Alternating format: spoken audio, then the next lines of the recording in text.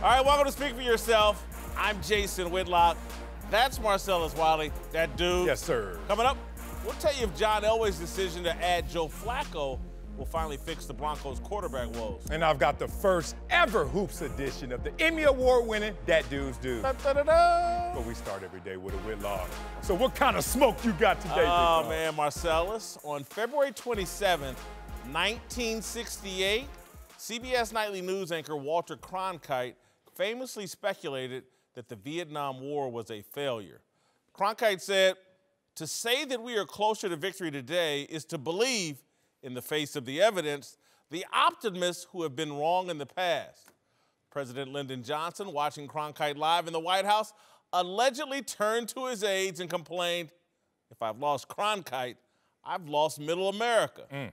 This morning, the Walter Cronkite of Los Angeles sports declared that year one of Hollywood LeBron James is headed for failure.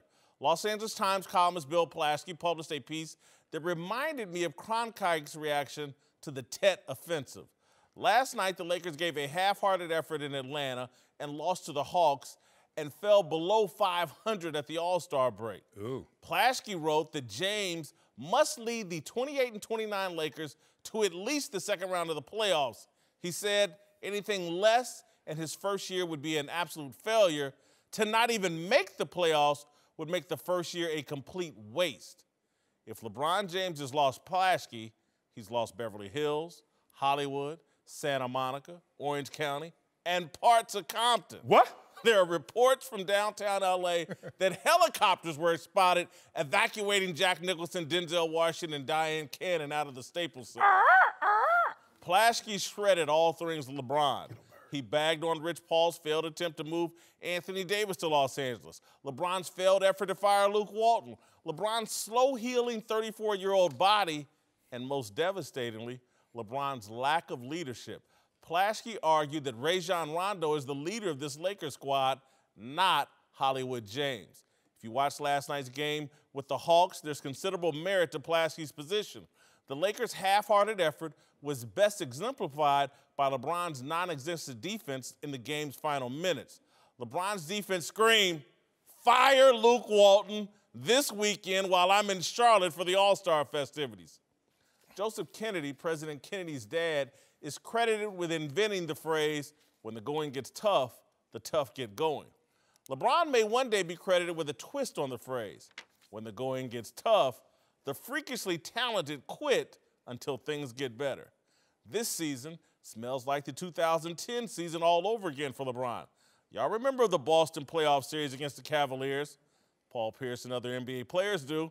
Y'all remember the 2011 Dallas-Miami NBA Finals series? Dirk Nowitzki and other NBA players do. Everybody has a weakness. There are no perfect human beings. Kryptonite foils Superman. Adversity is LeBron's kryptonite. It's the curse of too much talent. In athletics, the very best of the very best are not born with every physical gift. If the Hollywood James experiment turns into a disaster of Vietnam War proportions, it will be because LeBron isn't built for adversity. All right, joining the desk now are former NBA players Cuttino Mobley and Dante Jones. Marcellus, I will start with you. Will this season be a waste and a failure if the Lakers miss the playoffs? Absolutely not. Absolutely not. You got to look at this from two lenses. One, the business lens. This team has 3 more national television games than even the Golden State Warriors. Talk about big business. They sell out Staples every single night, and they have even in their downslide the last 5 or 6 years. So in terms of business, LeBron James to the Lakers is great business. In terms of basketball, one of the things I saw through my career, and I still see today, that really damns and undermines players is that we grade people through the growing pain process. Case in point. When you're in practice, it's supposed to be a teaching environment. It's supposed to be about learning the fundamentals, the principles, the schemes, so you can go out there and exhibit it in game situations. What happens is now players are not using their seasons or even their practice opportunities as process of learning. They're using it to just go out there and make plays, make noise, and get wins because of critics and criticism that comes like this. We grade growing pains. This is a team that will win more than the 35 games they won last year.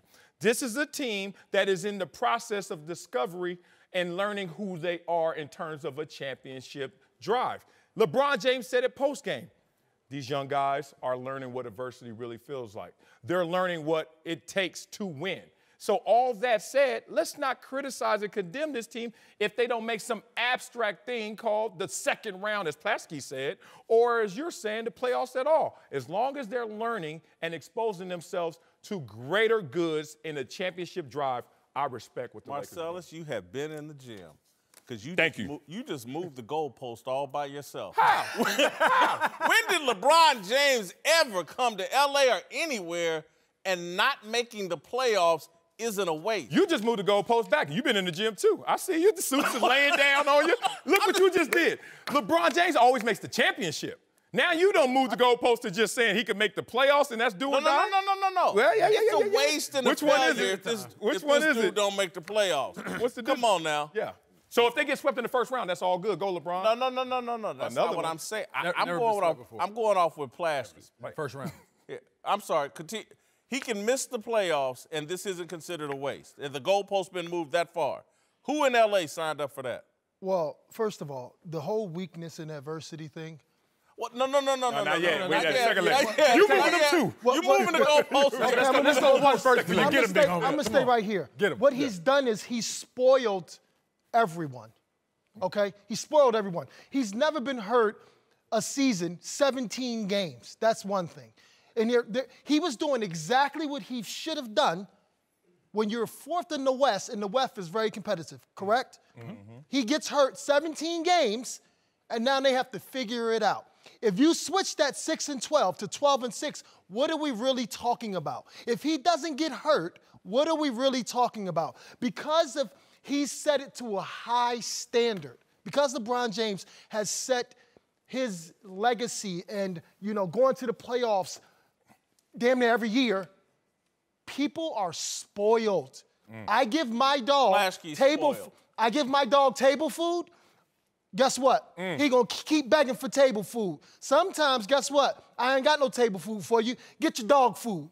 Okay, so right now, you got to eat the dog food. And where the dogs at on the Lakers? Where the dogs at? Where they at? When has LeBron's restaurant ever served dog food? But wow, I guess we're 2004, going to get it out here in L.A. 2005. Yeah. I guess we're going to get it here in L.A. Part of your synopsis is correct. Me? Yeah. Thank you. The business point of it, yes. There are some gains for having LeBron James in town, and that's on the business side of basketball. But there's also the basketball side of operations. And if they don't make the playoffs, it is a failure. It is, because when you sign LeBron James up to a team, you expect to win in a capacity. But what we have here, what are you talking is about? We have a set. I'm talking about what he's saying it's a failure. That's not a failure when that man has missed 17 games. Come on, fellas. It's a failure. Are we serious for the here? Los Angeles Lakers, not for LeBron James. It's a failure for the Lakers. He doesn't take that on the shoulders because something happened that was out of his control. I understand what you mean, Catino. But for the Los Angeles Lakers, when we sign LeBron James and we look for our season, you're right. Our but goal Jason was and to everybody make else the is playoffs. saying I get what you're saying. They're saying that it's a failure and he put it on LeBron. It's not on LeBron. Yes, James. he's Superman, but he's not Superman if I miss 17 the games. Los Angeles Lakers. I missed 17 games by himself. I'm with you, Catino. I'm with you. I'm fourth place. I missed 17 games and I'm fourth place. And we just beat Golden State by 20. You were 2 games out of 10th place at that time. The West is so stacked at just a couple of games. So that doesn't even prove my point that it's not his fault. But it's not his fault. It's a failure for the Lakers. But there's still time for this. How is it a failure for the Lakers? Because when you set your goals at the beginning of the season, you know adversity is going to kick in. We know. That's the best part about the season, getting through the adversity, fighting through things. We know things are going to happen. That's like the chicken and the egg. Him being hurt for the season would have been something that, we can chalk up. And playoffs. Well, then chalk it up because he lost 17. We can't chalk it up because there's still a lot of basketball to play. And if they don't take advantage of the rest of the season, only being down 2.5 games in the West to the Clippers and Sacramento. Two teams that we are better than. If they do not pass them. Calm down. One, I don't know what school you went to. I don't know what classes you took, but it's not just pass, fail. You do get grades. And if you're getting grades, there's only one failing grade, F. Everything else shows progress, little progress. Some show satisfactory. Some says above average. Some says excellent. If you're going to sit there and say they get an F for the season if they don't make the playoffs, you like the reality that they get into the playoffs, play Golden State, and get swept out. And you respect that. They didn't accomplish their goal. Right. Their goal was to make the playoffs. You can go from an F minus so to an Y'all F. playing with these words. No, seriously. They give F minus. Y'all playing with these words. Some if they don't make the playoffs, then they fail. That's not true. That's like saying when you're 3-7, that's bad. There's circumstances, there's butterfly effects that happen towards this, fellas. You can't just sit here and tell the world that because they don't make the playoffs, if that does happen, if that does not happen, that they fail. LeBron James, the best player in the world, wearing basketball sneakers, was out 17 games. They were in fourth place. All right, now we can go on to what you really want to talk about, which is factual. There are no perfect human beings. There are no perfect athletes. Everybody has a weakness. And LeBron's weakness is adversity. He does not handle it well. That is my opinion. Time out. I have this because of adversity. Okay, I have a world championship ring coming back from 3-1 because of adversity on the highest level possible that somebody has never done before in the championship. So to say a man does not deal well or his weakness is adversity coming from where he came from is an absolute foul. Like, it's absolute. It's disrespectful to the man that he is. Listen, you can't say. This is why you can't say it. I'm gonna tell you why you can't say it. LeBron James was born with a single mother. Didn't know his father. That's adversity in itself. Us being minorities, that's adversity in itself. Moving 7 times when he's 5 years old, that's adversity in itself. Being on Sports Illustrated 18-year-old and you have to put up with that. 16. Yeah, 16 years old, and then you come 18 years old, Nike gives you $90 million and you perform? I don't know about adversity, but let me tell you something. He's been going through that his whole life. Coutinho. And he was blessed with some God-given ability that is unprecedented. It's unprecedented. Let's don't kid ourselves. There's a bunch of guys that we all grew up with, guys in the hood that had just as much talent. There are. Listen. Get out of here. Listen, from two people who have done this, there's so many more than you understand that cannot deal with the adversity. There's a million of them. So many that they can't deal with the adversity of trying to get here. It's a million. It ain't even got to be 6'9". There's kids that want to be doctors. There's guys that want to be doctors, there's guys that are doctors, there's guys that are lawyers. There's people and women that are out there that are minorities that went through adversity that we just don't know about. But because LeBron James, for the past 20-something years, has been on TV and you'll be able to dissect his life, you're saying that his adversity is his weakness? This is not Superman and kryptonite. No, what have you seen? Because I can give you more to fight. I saw it first go around in Cleveland.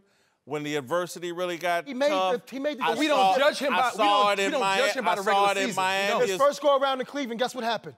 He went to the championship in 2007 with a pack of cools. Walked off, ripping his jersey. I seen it in Miami when he laid down in the Dallas series. When that adversity you talking about the first final? No, I saw it. Hey, Jason, the first final, they had 3-4 Hall of Famers on that other team. Yeah, you know what you're doing? And this is something that a lot of people are guilty of because you're using outliers to try to improve what the rule is, and here's the exceptions that you're showing. Malcolm Gladwell. Yeah, exactly. Here's the problem. It's selective perception. You're falling into the same rut that people come to L.A. and say everyone's Hollywood. Everyone got plastic surgery. Everyone out here got a Mercedes. No, it's a lot of Honda Civics out here, but you're not paying attention. You're not paying attention to all the moments of adversity that he's conquered, including that ring, including 0-2 down to Boston last year, including all the times he took a team that people say wasn't a team to the finals. There's so many moments that it's almost senseless to count those moments. There are more of adverse moments that he's conquered. Way more.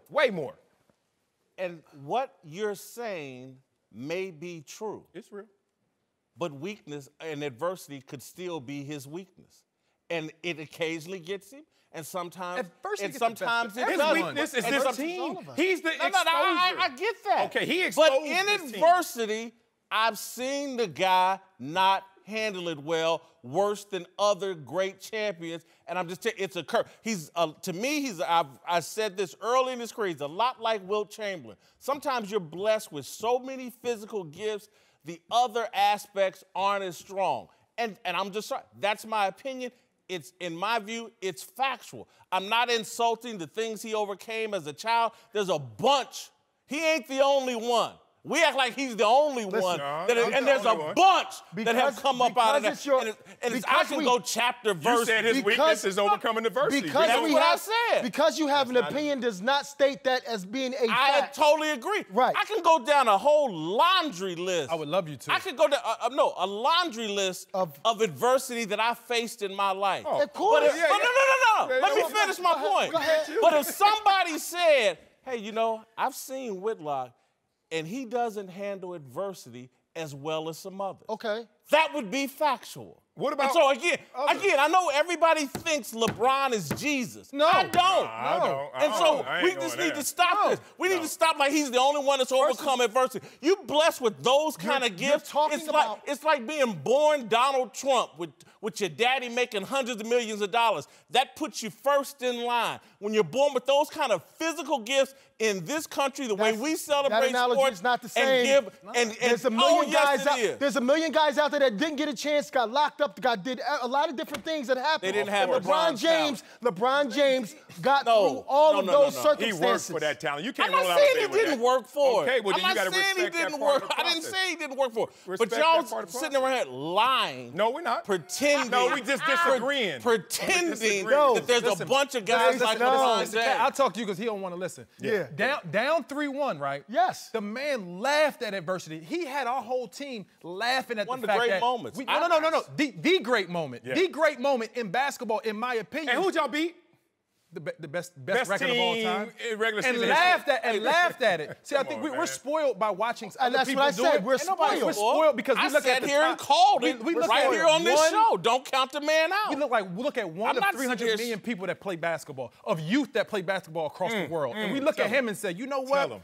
We think it's going to be easy because you have talent. Talent is the smallest part of the equation. Go to Vegas It's the in smallest July part. in August and watch the 15-year-olds walking around. blog just as well as you, did this, that, whatever. But guess what? You worked hard. You got through it because we all get a choice. That's what God gives us, a choice. You get a choice. And what you did was you fought through all those different adversities, just like a lot of other people didn't do. I'm not perfect in adversity, and neither is LeBron. No one is perfect. Nobody. I never said he was perfect. That's not his weakness. But you're calling it his weakness. That's not a weakness because that means every single one of us are weak that are successful. Whoa. And we are. We all fall short. So adversity, everyone's No, weakness. but you point him out like he's weak. Are you weak? Are you weak? Are you weak? Nah. We all have a weakness. We all fall short. That's we different all than have saying flaws. he's weak. That's different. His flaw The way to you- me that's like is devil's in how the detail. he handles adversity. I just got one question. You saying LeBron's weak on this roster when he's the exposer of those who are exposed who are not ready for championship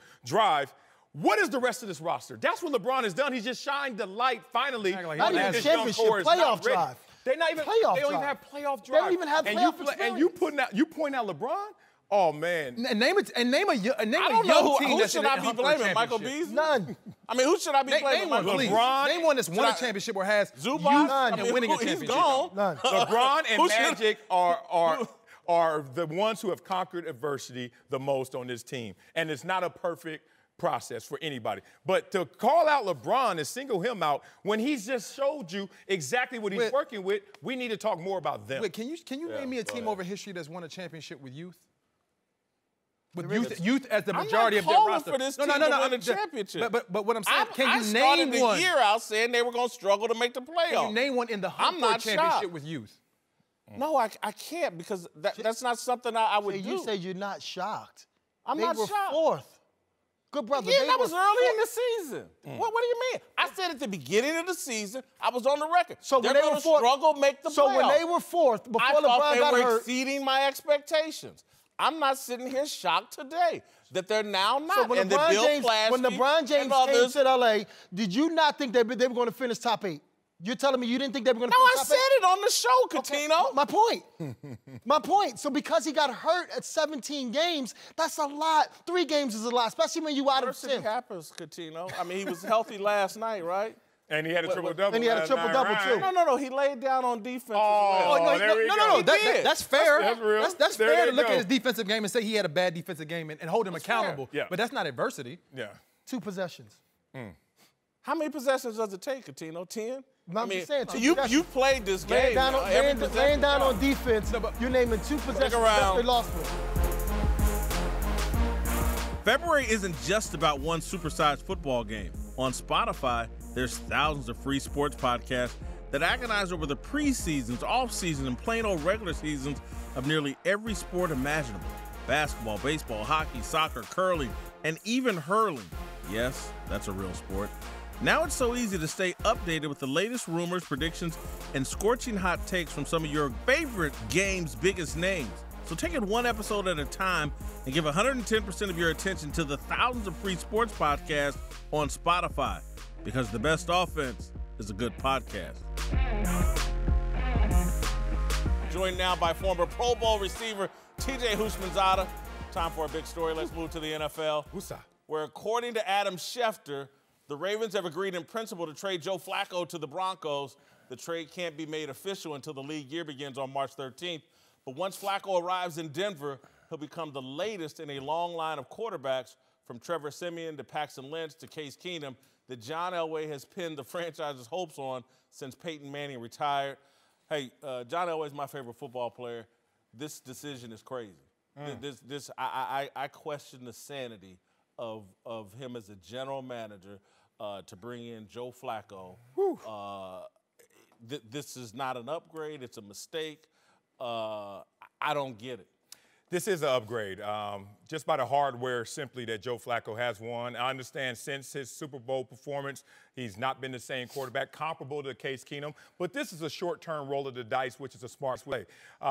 You basically had to give up a fourth-rounder. What's that, the gunner on punt team? That's not much of about to swallow Case Keenum's $18 million on your cap. You know, you are about to swallow that. You know why? Because I'm going to roll the dice a little bit and take Joe Flacco and put him in the same situation, but in a situation that I saw him win in, which is a defensive-led team, and hope that he can go out there with the big arm in our altitude and play in our conditions better than Case Keenum did, who came from the dome of Minnesota and realized it's a little bit different in Denver. So in the short term, remember that no one is excited about the quarterback class fully in 2019. Think about what this class has been labeled. Lacks high-end talent, question marks for everyone at the top. Remember, Oregon, Justin Herbert, he's not coming out. So that reshuffled everything in terms of your quarterback aspirations. This is Elway saying, I know I'm Teflon.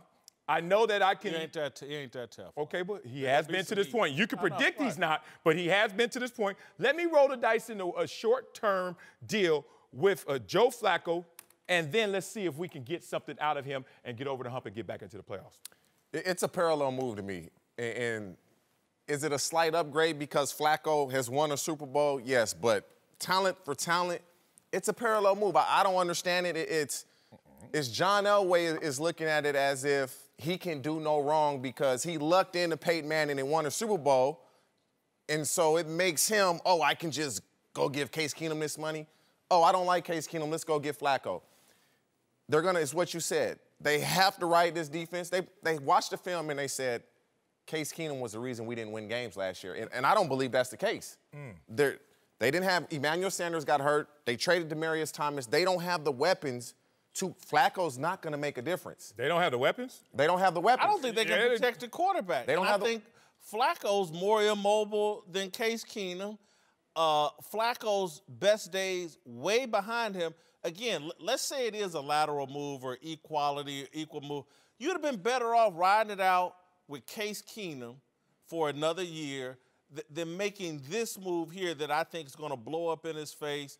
I don't, and you give up a fourth-round pick for a guy that just got beat out by an option quarterback that Baltimore's running away from? I mean, look, Denver's my favorite team growing up. I got to admit now I root for players more so than teams, unless it's a team that paid me before. Go Chargers, you know? So respect the Buffalo Bills. But let's not act like this is going to be the same situation surrounding Joe Flacco. Joe Flacco went from out there, Michael Crabtree, John Brown, and Willie Snead. Okay, whatever you want to grade that. I'm not going to diss those guys because I like them, but I like this more. You got a Pro Bowl running back in Phillip Lindsay. You got Cortland Sutton and Emmanuel Sanders. And Hamilton and Emmanuel Sanders. He got more to deal with. He got a Pro Bowler behind him, and he got some boys on the outside that could go get it. And Case Keenum, this is the difference. You're talking about a Super Bowl MVP who's playing comparable to you. Guess who I'm going to roll the dice with in the short term? Talking about a guy that from Ray Lewis to damn near everybody on that Ravens team has questioned this dude's heart and passion for the game. And say what you want about Case Keenum, he's got a heart and passion for the game. I wouldn't take it that far. I played with Flacco. I wouldn't take it that far. I've heard it from Ray Lewis and others. I played with Flacco. And it goes back to this. Straighten them out. Ray, just because you express yourself outwardly different than somebody else doesn't mean he doesn't have a heart and passion. Preach. He just expresses it differently. Yeah.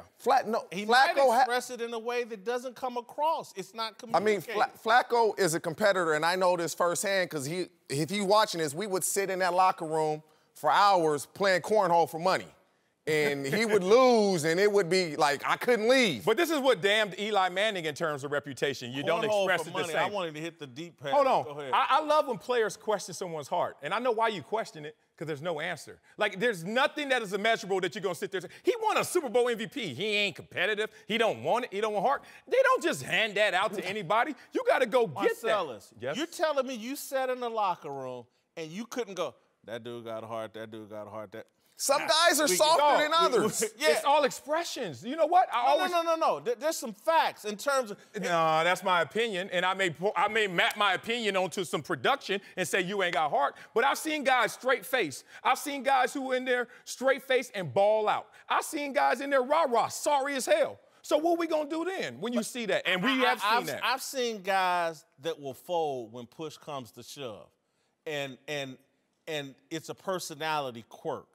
And some people just ain't real. And again, I could go, into examples that are less about football. But I'm just telling you, there's some guys you don't want to be in a fight with because they ain't got. I question this. The heart. That's true. Yeah. That's true. But to say that's Flacco. Yeah. And in football, let's be careful here. There's a nuance here between you folded under pressure and you failed in that moment. Because sometimes the other guy gets paid too. He beats you in those moments. But this whole folding, I've never seen somebody just sit there and say, you can have it. You think Joe Flacco will sit there and say that? Yeah, I've seen Cam Newton. I gotta be. I saw a quarterback I'm very close to in a playoff game not hop on a fumble, and people called him out for it. Some people ain't got that dog like Tom Brady. And you know what that flash happened in that moment? He saw Drew Brees hop on the fumble before and tore his torso off his body. And maybe he said, I want to live for the next play. Some guys got some dog in him like a Tom Brady. This dude don't have it. And there's a look, man, a lot of guys got talent for football, but they don't have the dog in them. They bark like puppies. And Elway just signed up. That's expression, brother. Let's move to Kyler Murray, who announced he's entering the NFL draft this week, which got people dredging up some comments about Murray from Cardinals head coach Cliff Kingsbury, who said last fall he'd draft Murray if he had the top pick. Kingsbury was still at Texas Tech when he made the comments, but that didn't stop people from speculating that Josh Rosen could be on his way out. Kingsbury shot down the idea yesterday. Yeah, no doubt. Our feelings towards Josh haven't waned or changed or anything. I get we have the first pick, and so there's going to be a million scenarios over the next 3 months that are going to come up. But no, Josh is our guy, and Kyler's a tremendous player, and I said that was being very complimentary before we played an opponent. And I understand the soundbite, but like I said, there'll be a ton of scenarios that come up before we get to the draft. I just don't like anything today. You wrong one, huh? Yeah, I'm just on one. I don't like this. Why? You holding a press conference to put down little talk radio show rumors, and we love Josh Rosen. Why show your hand that we're committed to our quarterback? Why not let people continue to speculate you might take Kyler Murray, and maybe somebody who actually does want Kyler Murray will offer you something in trade to go get him? I just don't understand why you showing your hands. This is a show of weakness to me, and it makes me think Steve Keim and the people running Arizona, Michael Bidwell, they don't really know what they're doing. They're not confident. Wow, that's an insult on the NFL intelligence and the intelligence community, which, first of all, they don't hold a press conference for this. This is a question asked and answered at a press conference. Two, they know that you can put up the facade of one thing, but we understand what you're really going to do. I just told you about the quarterback class. Not everyone's sitting there excited about this quarterback class, especially when you have a not-so-distant top prospect in Josh Rosen. I love this approach. I love the way that they're doing this because this landed on them in terms of being a little of a firestorm.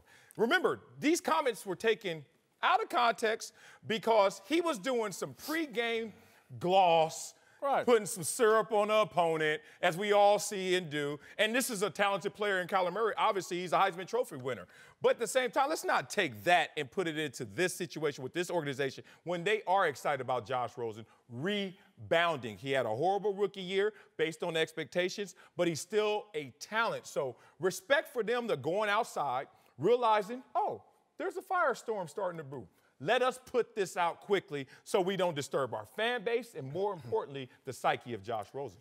Hey, never in a million years did Cliff Kingsbury think, Texas Tech is going to fire me. I'll go to USC, and now I'll get the #1 pick after I said I would draft him #1. He never thought this situation would take place and he'd be in this situation where, oh, I have an opportunity to take a guy I said I would take #1. Number 2 is they're doing this for Josh Rosen. It's as simple as that. Yeah. He's a little sensitive. They want to make sure he understands that you're our guy. We not going to draft Kyler Murray. We don't want you leading up to the draft all concerned, are we going to draft Kyler Murray? So here you go. Here's your pacifier. So you're not going to cry. We're going to give it to you ahead of time. And Steve Keim is looking at it like, we traded up to get Josh Rosen.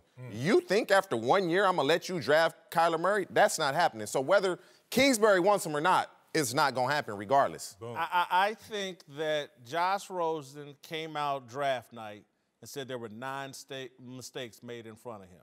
He has a big ego. He's supposed to think that, though. Yeah. No, he's not supposed to articulate it. And so he's got a big ego, and maybe he needs to be humbled a bit rather than coddled. And again, just like I love your words, they gave him a pacifier. He's a baby. And maybe they need to quit babying him and put some heat on him, and maybe they'll get better production. I think it takes fire. Do they want to put heat? Do they want to put heat on a second-year quarterback? I mean, he hasn't been in the league long enough. He put heat on himself when he comes out. 9 mistakes were made. But you got to think. You think about the media is guilty of this, and I'm part of the media now.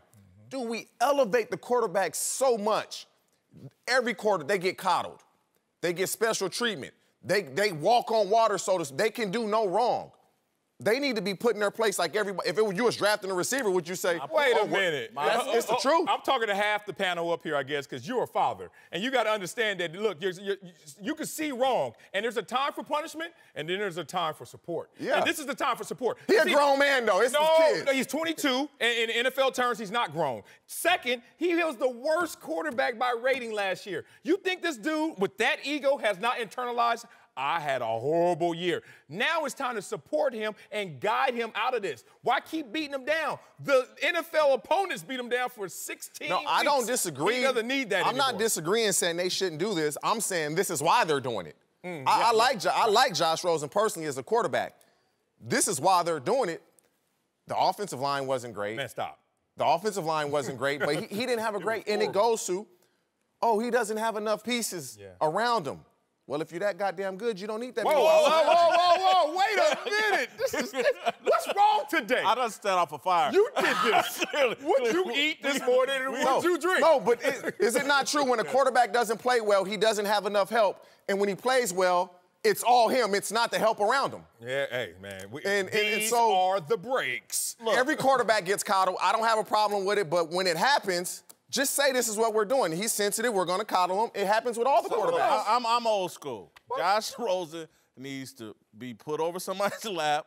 Hey, this is going to hurt you a little more. It's going to hurt me more than it hurts you. It needs to be the 17th whooping, huh? He got 16 already. You need 17. No, I don't think he's got any. I don't think he's got any. He won some games. He ain't take 16, huh? His performance. I'm not talking. Look, and I don't like this about narrative. If he didn't say that he would have performed any different. Like, just think about it. He came out and said 9 mistakes. No. I have no idea. It would have been the same. Yeah, I don't have any idea. But I'm talking about how the Arizona Cardinals are handling this dude. I wouldn't spoil and pamper and coddle a guy like Josh Rosen. I would put some fire under him and fry up some bacon rather than kissing this dude's rear end. His ego's big enough. He's delusional enough. If you can stand up there on draft night after you get selected 10th and say there was 9 mistakes made in front of me, that to me says someone needs to puncture your ego and bring you down a notch. It was called I build Aaron you up. Donald twice a year. Like, he got it punctured. I just think that now is the time to let them know, as a lot of veterans are, going into the offseason, you're secure. Why this young player can't know he's secure and it's time to grow and grow up? It's a performance league, and if you don't play this year, they'll get a new quarterback next year. Time for my favorite segment, Antisocial. Got my Twitter off here. And? And? Oh, what's that, Darnell? Oh. They didn't put this mess on my desk. Who put this here? Roar, Lions, roar. That's a Columbia Lions helmet. Respect, top 5 in the world. That's that school right there, bro. All right, Darnell, our social media manager, walk us through these Twitter streets. Yes, sir. Let's start off in the NFL, where yesterday Antonio Brown gave his farewell to Steelers Nation over Twitter and officially requested a trade from the team. Fans didn't hesitate to show how they felt about it, with one guy posting this video of him tossing AB's jersey into his fireplace while playing "Somebody That I Used to Know" in the background. Get him. Do you have a problem with fans burning jerseys? I got no problem with it. It's don't? their property. They can do what they want with their property. I just don't see it as a big deal. I think there's some things that are ignorant, and this is beyond that. So this is ignorant. You know why? My neighbor, it's his property too. Guess what you can't do over there? Just start burning stuff and doing it in the spirit of, I don't like you anymore, and this fake loyalty that got betrayed. Like, this shows me it was never unconditional love. So as an athlete, You thought it was? So guess what? Why burn it then? You're not showing me that you hate me. You just showing me that you just spent your money and now you're He's gonna burn not it wearing up. the jersey anymore. Don't wear it. Pass it down to another Steelers fan. Go to Goodwill. Something. Why you gonna burn it? You trying to show me something? It's your money spent. You can pretty much do what you want to do. Now, if he's not traded, what you do? Go buy another one? Right. Oh, that's happened. That's happened. They've come back and they like, oh yeah, remember that? Yeah, LeBron. I mean, if you buy the jersey, you can do what you want with it. That's just corny though, man. Going on. That's fans. That's what fans do. They're corny. Pretty much. If If you're willing to pay $100 for somebody's jersey and then go burn it because he don't want to play for the team anymore, yeah, you corny. Oh man. Well, can we not be as corny as them and giving them an outlet to show this dumb stuff, this ignorance? It's crazy, man. All right, Darnell, what's next? Yeah, sticking with the NFL, we all remember Jimmy G stream from last summer, right? Everyone made a huge deal about him going out on a date with adult film star Kiara Mia. Well, it's the offseason again, and Jimmy G decided to take a slightly more subtle approach this year by double tapping some IG models' Instagram pictures. Social media believes he's just looking for a last-minute date to spend Valentine's Day with. Y'all stupid. But does Jimmy G look too thirsty here? What's the point of having IG if you don't press like on Facts. IG models? Yeah. Sam's a single man, right? Sam's a No, single I'm just, what's the point of IG? Is there another reason for IG? Hey, I'm married. I double tap a lot too. All right, okay.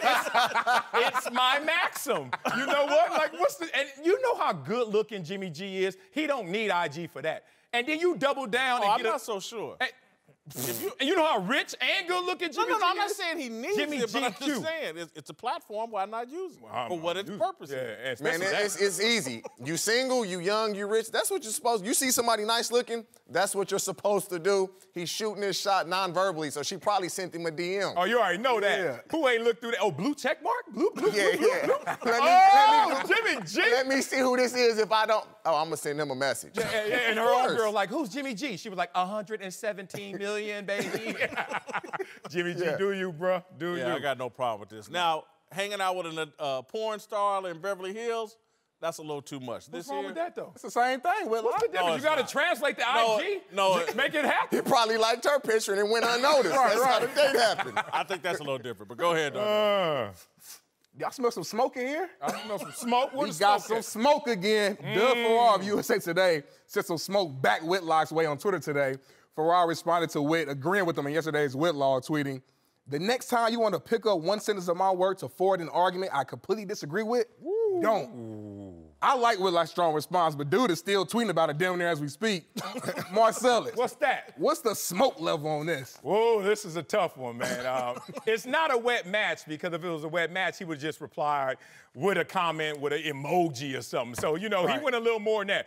It ain't scorched earth either, because I don't see him walking on set right now. Right. So what it do? It ain't grease fire either, because he's not like, where you at? I meet you out. You know, he don't want to see Whitlock. That's the heavyweight division right here. I say this is a bonfire, which means, oh, we going to have a little Twitter beef, but we know we're going to keep it to the thumbs and the keyboards. But if you want to really go there, Whitlock, watch out. Sounds like he wants a little more than that. No, because he backed down with my response where I told him, you know, he can't tell me what to do. I'm a grown-ass man. Ooh. And so You got a GD in the ass. trust me, I'm a grown man. Did he DM you that or? No. I put it out I saw verbally, you know, for everybody to see, like, hey, this is just another white liberal dude trying to tell a brother what to think and do. Homie, don't play that. And what is he so sensitive for? If you write an article, if you put that one line in there and I misinterpret it in your eyes, so be it. Like, chill out, bro. It happens. Yeah, I mean, if you're going to keep tweeting now, it could turn into... But is it going to be something? Is it going to get turn to back grease down. fire? He backed down. He backed down? He started tiptoeing. As you say, I didn't misrepresent what he said. He put it in there. He just playing to the woke crowd over Twitter because I took his words and used it to criticize Cap, another guy that it's illegal over Twitter. Hey, as Jason has said before, he's Big Smokey. Don't forget that, right? Yeah. But wait, admit it. Every day about 50 cats take shots at you, because I get a lot of them too. I'm like, damn, I'm just working Bruh, with the dude. I got one yesterday. But why you shoot back? Why this one? Because I caught him in his obvious. He thinks he's woke and he's beyond racism, and all these people are unlike him. That they're the racist ones. And I was like, then dude, why are you sitting here trying to tell me what I can do? You don't control me. Maybe you're the person that has some kind of racial problem because you're trying to tell a 51-year-old grown man what to do. That's not your lane. All right, Darnell, what's the question of the day? It's Darnell. My question of the day. My question of the day. 285 pounds. Yes, sir. Darnell, your highlights show one tackle for loss out of all them clips. I'm just saying, get your highlights up. The highlights is there, man. The Okay. clip had to be short. Okay, edit it. Anyway, yesterday during the discussion, you guys talked about Colin Kaepernick possibly playing in the AAF, and y'all had some strong opinions about pride and what level of job you would accept. So my question is, what circumstance would you be willing to take a step back, if any? For me, I don't believe in taking a step back. I think there's dignity and pride in any work. So anytime I'm employed and have a place to work, I think there's great dignity in that, and there is no taking a step back. Again, my mother was a factory worker. My father didn't graduate high school. He started out a factory worker, then started his own small business.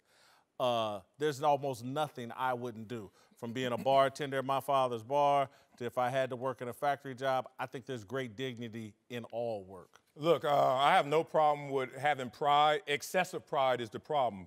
Having pride expressing that I have a certain standard. And sometimes that is a step back to take 2 steps forward. I'm not going to even go there in an absolute sense.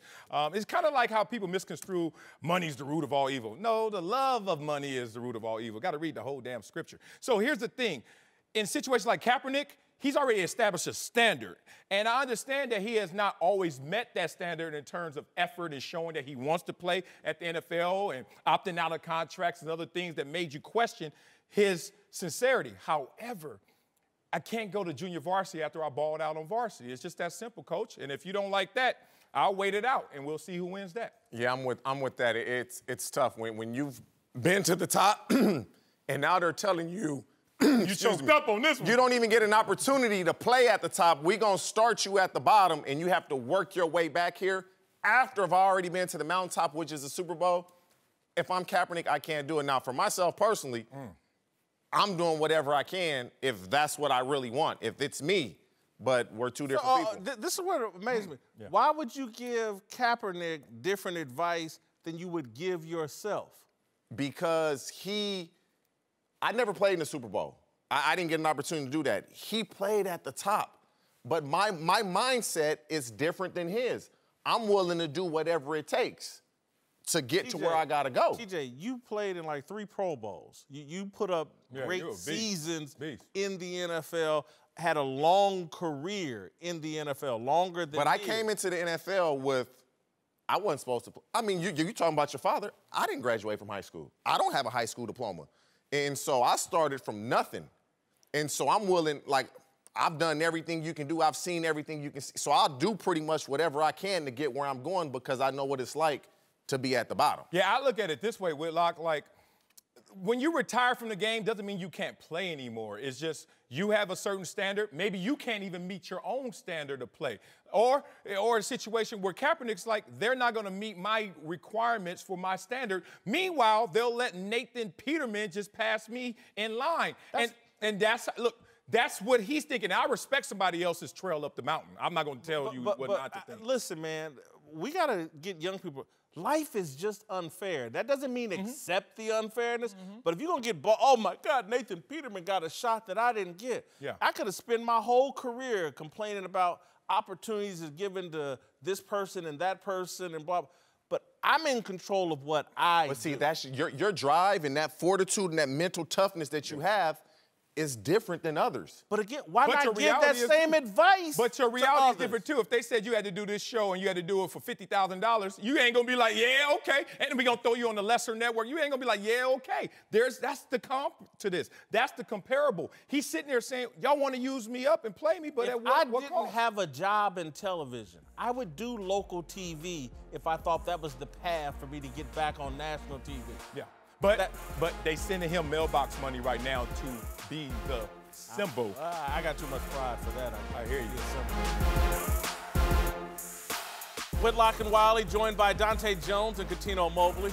It's time for the first ever Hoops edition of Dat Dude's Dudes. Marcellus, what you got? Got some love for these basketball players, the finesses out there, because Whitlock and we ain't got no game like that. I can't wait. I can't wait. Oh, this is going to be fun, man. Let's go to number 3, Knicks point guard, Dennis Smith Jr., Super Mario right here.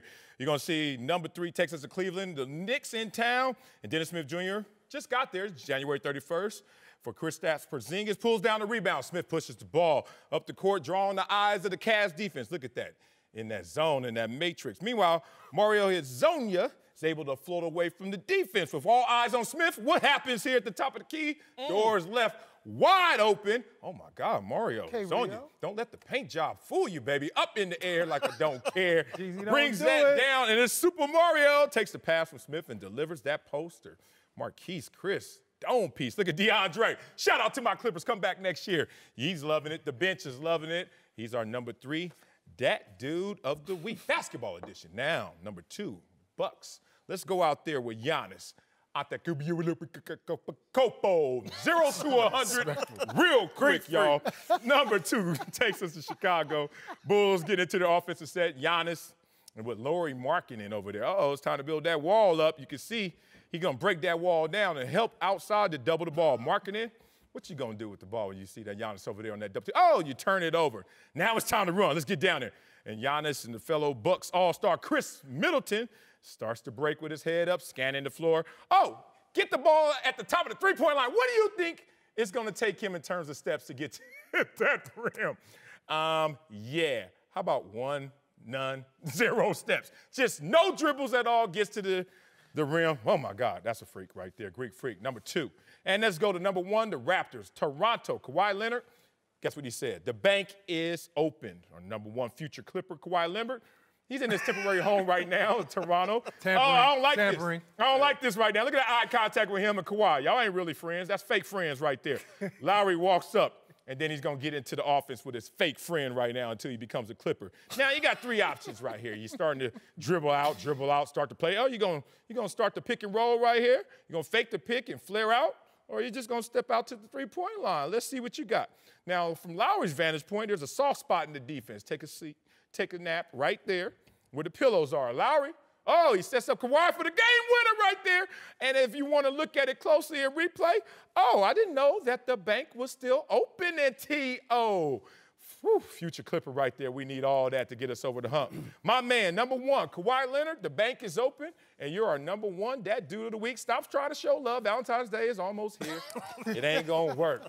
That's our Dat Dude. All right, thank you, Marcellus. That was great. Yes, sir. All right, let's stay in the NBA and go to Philadelphia, where the Celtics snapped a 2-game losing streak with a win over Philadelphia last night. And they did it without Kyrie Irving, who missed his first game since tweaking his knee over the weekend. Boston hasn't lived up to expectations so far this year, but are actually 8-2 when Kyrie doesn't play. And former Celtic Antoine Walker doesn't sound surprised. I think Kyrie's has shown us it's not about necessarily winning championships with him. I think New York is probably the place that presents the best option for him for what he wants to do. With the shoe deal he has with Nike, the individual where he could be a star there going back home. I just don't think he's a true Celtic. Oh, True Celtic. What does that mean? Born and raised in Boston? True NOG and the Bulldogs? He's saying he's half in, half out. And I'll just say this. I think you could put an argument together that maybe Boston and Danny Ainge and Brad Stevens and the Celtics are better without Kyrie, that particular team, the way it's constructed, better without Kyrie. They're not better without Kyrie, and I want to put the argument together that demonstrates that. One, you don't have the same peak potential. Don't let your success of last year get into the Eastern Conference Finals fool you, because in that same finals, you were up 3-2, and then LeBron and those boys hit that switch, and it was over. With Kyrie there, I think that would have been a difference maker to get him over the hump. Let's not confuse that 11-5 New England Patriots with Matt Castle is the same New England 11-5 team with Tom Brady. There's a difference. One didn't make playoffs, one won the Super Bowl. Peak potential. And it's tough because there's no parallel universe to compare it to. So we don't know what they would have done with Kyrie. But I'm just willing to say and roll the dice that with Kyrie, this team would have did more last year. If you got 3-2 up against Cleveland last year in the conference finals, with Kyrie, you go even farther. Oh, I disagree with you. I think they are. I think they are a better team without Kyrie, but that's not a disrespect to Kyrie. It seems like it's not the right fit for Kyrie, and just because you're a great player doesn't mean that every team is a fit for you. There's only a select few of people that can play on any team and make that team better. Kyrie is a closer. He's probably the best closer we have in basketball right now. Yeah. And he can get his own shot. And he can score in a variety of ways. I think he is, and that's just my opinion. 7-footer from anywhere on the court. But he finishes. He's the best finishing guard in our game, and he's a shooter. I think he is the best closer in basketball. Just my opinion. Can I disagree with you? Yes, you can. Where's that ring again? Where's that ring? Where is it? It's too big to wear naturally. Oh, look, I ain't got a ring. Trust me. I got some other things, though. Let me talk about that. That ring came when y'all won, and who played in that series? Who made the game-winning shot? Who made the game-winning shot? But you were in the finals also without Kyrie. That's a total, how'd that go? How'd that go? That's a total different game. I'm just asking. How did it go without Kyrie versus with Kyrie? That's a total different game and a total different team. You're right. How about this one? You make a valid point. But how about this one? Kyrie Irving, when he was with Cleveland, when he first came to Cleveland, was he winning? No. Okay. When LeBron came back to Cleveland with Kyrie, did Kyrie start winning? Yes. It wasn't his team. Right. So you don't really know how to win by yourself. The Boston Celtics was winning without Kyrie last year. The Boston Celtics are better without Kyrie. You know why? Because he dominates the ball. So you have, this league is made up of 6'8" guys who can shoot, dribble, defend, kind of like two-way players. That's what this league right now is made up of. So when you have Kyrie Irving on that team, no disrespect to Kyrie, because I love his game, and he's not the best closer. There's a guy in Golden State. Listen, that's a 7 Durantula. Yeah, Durantula. But you think of Kyrie Irving, and he needs the ball. Gordon Hayward is playing better without him. Brown can start to flourish. Tatum is better without him. So you got these young guys, and guess what? I'm gonna keep Horford, I'm gonna keep Rozier, I'm gonna keep Smart, and I'm get me a big because I'm okay. I'm gonna give me a nice, successful big. They won 10 of 11 games with Kyrie, and then they lost a couple games. He gets injured. Doesn't matter. 8-2 without him. That's not what we're talking about. Yeah, what we're talking about is 8-2 without him, and they show that the ball moves more, and they're better defensively without him. Yeah. So if those numbers pop out to you, and then the team morale is better with him. He hasn't learned how to win by himself yet. The adversity kicks in, and the first thing he does. Well, I want to change your wording. He hasn't learned how to win while being the alpha and the leader of a team. Right. No one wins by themselves. Right. But also I think y'all's point, to buttress y'all's point, Brad Stevens' system, I don't think is built for a ball-dominant person. Absolutely. There you go. And so There you the go. ball has I to agree. move. There you And go. so, I agree. and Kyrie is a ball-dominant person. It's the wrong fit. That's the struggle. There are system players and there are non-system players. And he's not a system player. I think he thought he was a system player and then that system would help him, but it doesn't seem like it's the right, it doesn't give It him might have enough helped if he didn't say, oh, they got like 4 or Possession. 5 wings. Dante Jones and Cuttino Mobley are back. Let's return to the NBA, where LeBron and the Lakers lost their final game before the All-Star break last night, falling to the lowly Hawks with a loss. LA dropped below 500, and LeBron said it's a possibility his teammates lost focus with the break looming. There's been a lot of speculation in recent weeks about Walton's job security, but according to the LA Times, Walton's job is safe, and he will finish the season. I think, and again, I think Luke Walton's in a very tough spot. I think he's probably a good young coach. I think it's a mistake to hold on to him. LeBron James doesn't want him as the coach. LeBron James is the orbit the Lakers universe circles around. Get rid of the coach if that's what he wants. It's that simple. This is just likability being expressed or lack thereof. And it's sad because if you don't like Luke, whether it's LeBron or whoever is really starting this conversation, there's nothing he can do to satisfy you. And David Blatt found that out. He was fired when the Cavs are the top seed in the East, and after taking the Warriors to 6 in the finals, we still got to fire him. So Luke's in that position no matter what. We heard this when they were 4th seed in the West before LeBron's injury. Oh, Luke got to go. And it's weird because we exaggerate that LeBron's a coach killer when how many coaches has he played for? What, 2?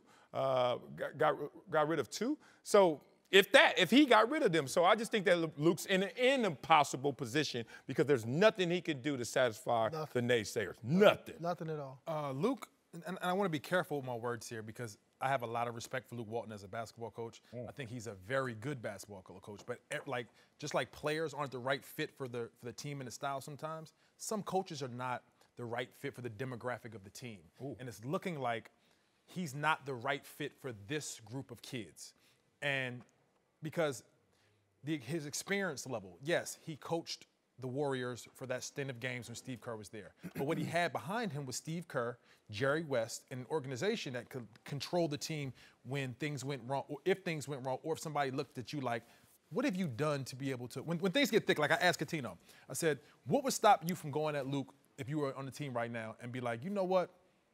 The Beasley situation, like, who are you talking to? What have you done? How are you able to tell me this? And sometimes as players, that's what our perspective is, and if you don't have enough respect for what they've done in their basketball career or their coaching career. So I think you need to have somebody that could captivate the head of your snake, LeBron James, and has his attention and has a communication and a relationship that would be successful for that team because how he goes, the rest of the team goes. And it's looking like they are not the right for each other. Cuttino, before you go, I just want to say that. I want to translate what Dante said.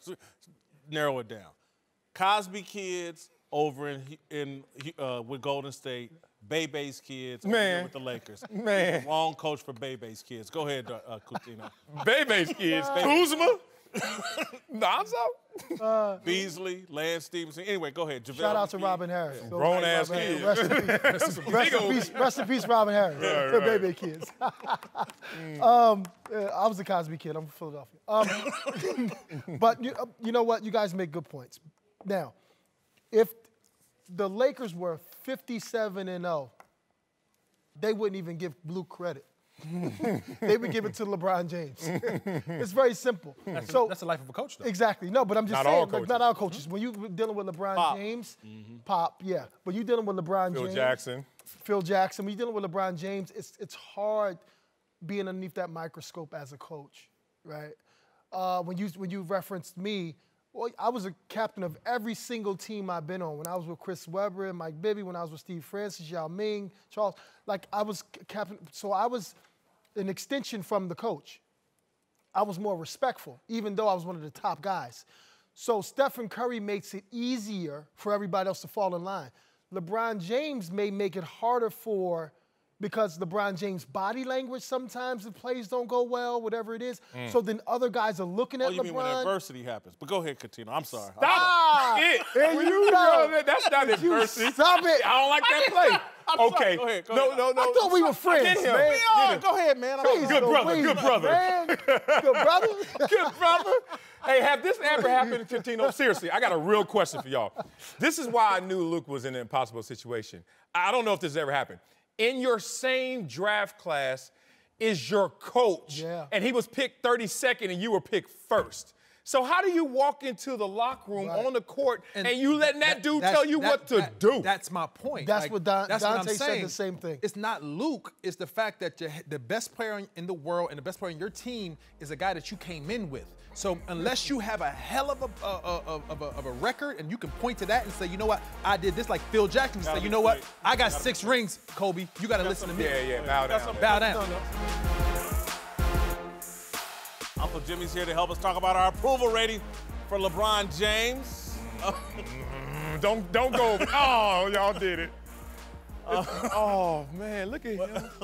What is that? What is this, Say Don it again. Magic Say Wand? it again. Say what? it again, Merc Allies. Say what? Look at him. Look at him. Look at him. Will you get Jesus off that? But Jesus on the man. Jesus on the playground. That's a lot of Tell him what you want. And why you got a therapeutic cane? That ain't the right cane. You got like a... My grandmama's cane. First of all, if y'all must know, see, y'all want to crack jokes. What? This is the cane I used to walk with. Y'all see them old men that walk? We noticed. This is the cane to them dogs. Get the hell on back. Get back. We gotta go. Here's a highlight from our discussion earlier about LeBron James. Price tag still on it. On February 27th, 1968, CBS Nightly News anchor Walter Cronkite famously speculated that the Vietnam War was a failure. This morning, the Walter Cronkite of Los Angeles sports declared that year one of Hollywood LeBron James is headed for failure. Let's not criticize and condemn this team if they don't make some abstract thing called the second round, as Plasky said. As long as they're learning and exposing themselves to greater goods in the championship drive, I respect what the Lakers are doing. All right, Uncle Jimmy. Yeah. What's your take? Well, nephew, you mentioned Walter Cronkite in 1968. 1968 was a good year for Uncle Jimmy. That was where I met my first ex-wife, beyond Maddie Sue. I met her at a national bid whiz tournament in Hattiesburg, Mississippi. Bid whiz. Hit it off, partnered up. Hell, man, we finished second place in the tournament. little couple out of Vicksburg, they beat us. Bid a 6 no trump. Ran a Boston on us. Oh, this mainstream, bro. What's run a Boston on us? Explain that to our viewers, please. Hey, it's no problem, Merc Allies. It's when you, first of all, let me say, Bid Whist is a game where you take all the books, 13 of them, all the trumps, all the tricks. You got to win every hand. Bid Whist is a card game. I've been a nationally ranked Bid Whist player since the vast majority of my adulthood. I need to let you know that right now. You like bid whiz more than spades? Come on, brother. Ooh. First of all, man, spades is a game for peasants and children. I can play spades blindfolded after I done drank 2/5 of Crown while holding a blunt in each hand. Pow, pow! I done it. Hey, boy, I ain't no joke about this life. I ain't no joke about these cards, man. Look, man, could we get back on topic? Focus. We talking about LeBron James. Could we talk about that? Nobody care about you playing. First of all, let me explain something to you. I'm on topic. All right? Dummy. Pay attention. You might learn something. LeBron's in a situation right now. He gonna have to run a Boston. If he wanna make the playoffs, he gotta play the perfect hand. I got all the confidence in the world in him. He can do it. Why you got that confidence? Why? You seen the NBA TV ratings? That new football league got better ratings than the NBA right now. So you think the NBA gonna let LeBron miss the playoffs? Ooh, one of those. Y'all sitting up here talking about whether Luke Walton gonna get fired. Boy, if Adam Silver let LeBron James miss the playoffs, the NBA need to fire David Stern and bring back, what's his name? What? No, they need to fire Adams. They need to bring back David Stern and Tim Donaghy. That's what they better do. 2/5 of Crown kicking in. Listen to me, man. Watch this Boston that LeBron about to run. Watch it. Bet you right now the Lakers make the playoffs. Bet you. Can we get to? We're gonna go to our approval rating. Hey, go get your pasties back, man. Put your pasties back please, on, man. Come please on, get man. your pasties You nippled back. out. All right. Overall, my rating of LeBron didn't move anywhere really. I went up even the last time we did this. They got blown out by the Pacers by 42 points, and I had his job performance all the way down to a 15. I moved it up 2 points to a 17. Didn't like the way he played at the end of the game is why I've knocked it down. Normally, you know, LeBron's in the high 20s. Yeah. All-time greatest stays at a 23. Dropped the character 1 because he didn't play at the end of the game. I thought his defensive effort was low, so I gave him a 15 and a 17 in authenticity. He stays the same at a 72. Solid all-star right now. Man, wrap it up, B. Took all my time, dog. I'm sorry. I mean, job performance, he had a triple-double. You give him a 17. That's messed up. They lost. They did lose. They lost. He didn't lose. He was out there balling. Character, authenticity goes up. Why? He's telling them boys, wear your big boy pants. Stop complaining you getting traded. Be happy you in the NBA and you around my greatness. Respect, LeBron. Go get it, bro.